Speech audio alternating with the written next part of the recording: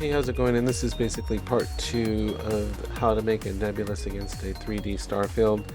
And if you watched the previous video on how to make a 3D star field, you should have something that looks about like this. And one thing I'd like to mention about that is that if we switch off VPR and go to texture shaded, when we're doing our camera move, it kind of gives you, looking at it this way, you kind of get a sense of how you're going to be moving through those 3D stars. So that's just FYI, kind of, however you want to move it. Like, this is not that interesting of a camera move. It's like kind of like I'm just kind of dolling in under the stars. It's not bad, but maybe I want to add an additional rotation on that. Maybe pitch a little bit or something, or turn a little bit like that or something.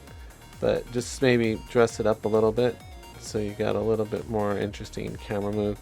But these are the 3D stars that you'll actually be seeing against the backdrop, but you can't really appreciate how you're moving through them in VPR because there's so many stars in the way.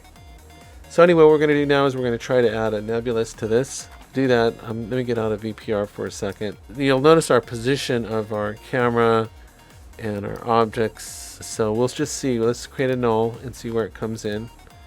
So you notice right away, I'll have to go into perspective here. I don't even see the null object. You see this is all way over here, my star field. So I can tell you right now, I'm going to need it over here. So let's just drag this over here, and hopefully we can get it into the camera view. Let's see, I'll just move it here on the Z. And let's go back into camera and see if we can see it. Oh, there it is. Just barely, right? So pull it and position it into you're actually moving the camera in a very confined space, really. It's a very small space. But you can do a lot in a small space. Okay, so now we got our null object where we can see it in camera view. And what we'll do now is we'll just go into properties, and we'll go to volumetric, and it disappears. Isn't that weird? It's probably because we're in volumetric. Let's go in and see what we get here. This is a very small space, so I wouldn't be surprised if this takes over the whole space. So let's see what happens. Go to object, properties. Let's see, 1 meter, 100 millimeter. I guess my question is, what happened to it? We should see it, is what I'm saying. So there's our stars, but what happened to our null object? Go back into perspective. Why did it jump back there? Oh, you know why? Because I have auto keyframe off. Duh. Okay, so let's just drag it back here, kind of where it was here. It's pretty big compared to, I think, our view here. So let's see how big it is. So let me go back into camera view. Oh, there it is. Oh, same kind of position. Okay, it's not so bad. It's not so bad. It's not so bad. Okay, let's bring that up. I'm just trying to center it a little bit. Okay, there we go. Now, what we could go back into properties here. Okay, so let's set our properties. 1 millimeter, 100 millimeters. This is going to be 1. This is all zeros. We zero these out. 0 and 0. And this is non-pyroclastic. And this is going to be 50. And this is going to be 2. There you go. And let's see what else. You know, while I'm at this, I know I want to light this from the side. So while we're just doing all this, let me go into top view here. And I can see my light right there. So I want to pull this more to the side. So let me go into light view real fast. Just kind of reposition myself here a little bit. I might turn this and come up a little bit more like that. I just want to light it from the side, and I'll come back and look at that later. Okay, camera view. We have our properties. We're on a camera. Let me double check something here. My properties for the camera. Yeah, okay. So let me go to objects, and there's that. Okay, and right now our camera is kind of moving like that, and that's where our nebula is going to be. So if I come here to the end, if I'm on camera, maybe I'll, well, not heading, but maybe pitch up a little bit.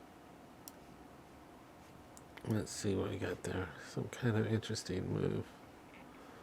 Like that. Okay, let me go back on object now. And there's our thing. Okay, so let's go and finish these settings. So I'll click on properties.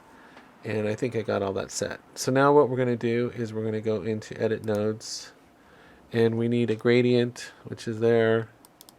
We're going to need a multiply.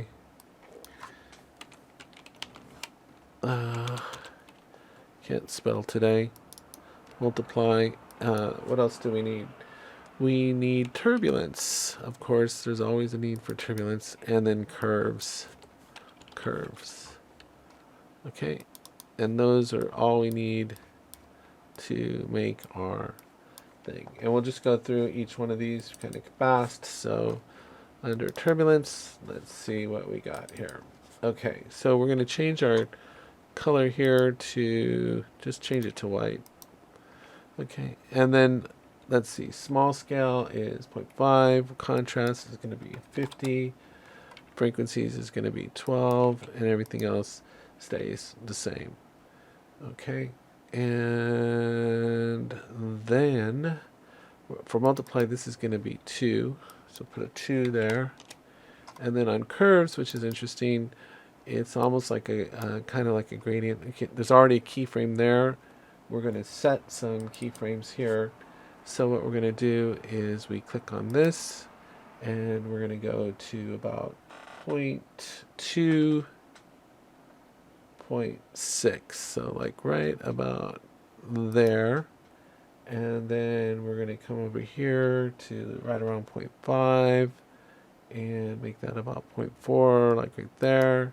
And just to add some variability in here, and this is going to be about 0.8, and we'll click there. And then if you click off that, you can actually add a little bit more smoothness on these curves if you want. You can adjust the curves. But your gradient should look something like that. Okay. And then here, this is just going to be the color of our nebulous cloud. So I'm just going to click here, and I'm just going to pick I'll pick a blue, and then I'll click right about here. And you can pick different colors. I'm just going to make the cloud kind of a light blue. And then right down here is going to be white. And those are just going to be our colors. Okay. And then what we're going to do is we're just going to hook everything up. So for here, the alpha, let me move some stuff around here a little bit. The alpha is going to go into input. And then it should look like that.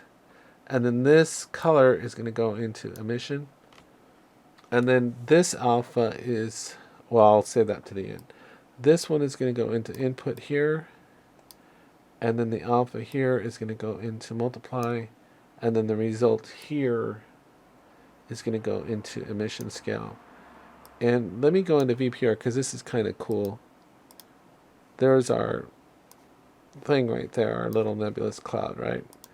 So if you want to, what really gives it its texture is when you go from alpha into texture. And that's what gives you your nebulous cloud. Now, if you want it to be bigger than that, which that doesn't look very impressive, we can just go here to scale, or we have that as an option. What can we do? Let's do 3, 3, 3. Did it go? Yeah. And then that's our kind of nebulous cloud. Now, if you're not really liking the way it looks, what you can do is also play around with rotating it. So it's fun to just see what you can do just by turning it. You can create some cooler, maybe a little more interesting dynamic. Let's say that seems a little too bright. What you could do is come here and dial down. You can adjust the properties of it here in the node editor. So here this might be a little too much. So you could just, let's see, can we see what we're seeing here? Drop the opacity a little bit. It seems to be taking it the other way. Oh, maybe it was better that way. Okay, so let me try just changing the color here. Change it to like that. Yeah, maybe make it a little darker. I just don't like that hot spot right there, but I guess it's okay. We could look at the curves here and see what this is going to do for us. So let's just play around with the curves.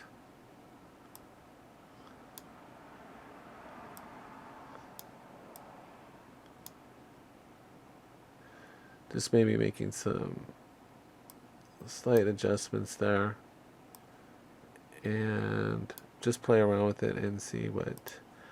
There's a lot of different ways that you could adjust these things, and you can play around with the texture amplitude too. That seemed to make a difference. And then the only other thing that I was thinking you might want to do is let me double check here on the camera settings, the camera properties. So let's go to camera properties, and here we go, camera properties, and let's pump that up to 9. Let's check one last thing here on our lights. So that's pretty much it. And then all you have to do is, of course, you've got your fly through. So you probably want to maybe move. So if I click on camera here, here's where I can kind of adjust my movements. So let me come here, and then I'll drag it to the end. And I actually want to go more directly toward it. So I'm just going to the Z. I'm really out of my. I'm really, because things aren't going necessarily the direction that I want them to here. So I want to go more toward it. So you'd think that Z would do that. It's kind of going over my head, so it is. It's like flying right over my head. I might actually just go out of VPR for a second here and see. Let me go into perspective. So I'm in a, look at how weird of an angle the camera is at. That's kind of weird, right? I'm really at an odd angle trying to capture that. That's why I'm having a little bit of a challenge here. So let me go back into camera view. And it's like I'm pointing straight up at it. So I think I want to come up on the Y, right? That kind of pushes me through it, right? Can I just go all the way through it this way? I can't even see what we're doing. Okay, hold on. Let's do this. Here we go. Alright, what does this look like? So what does this look like? I'm curious to render this out. Huh. Interesting. Okay, well that's where I'm going to leave it right now. I hope you found this helpful.